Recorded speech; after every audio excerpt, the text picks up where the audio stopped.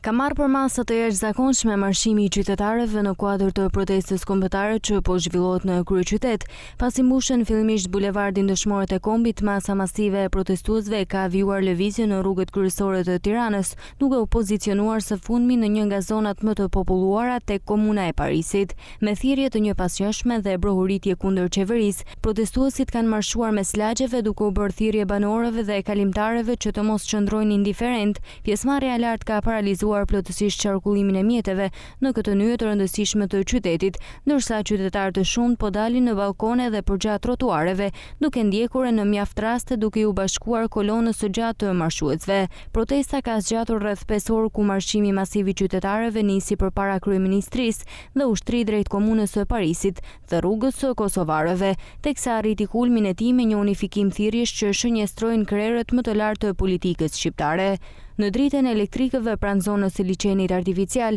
mijëra protestues kanë shpërthyer në një kor të fuqishëm thirrjesh duke kërkuar jo vetëm largimin e menjëhershëm të qeverisë, por edhe ndëshkimin penal të kryeministrit Edi Rama dhe kreut të Partisë Demokratike Sali Berisha. Këto slogane reflektojnë edhe qëndrimet e mbajtura më herët gjatë ubimit nga folësit, të cilët deklaruan se qytetarët janë ngritur kundër një klike të korruptuar dhe se kërkojnë një drejtësi të barabartë për të gjithë, pa dallime politike.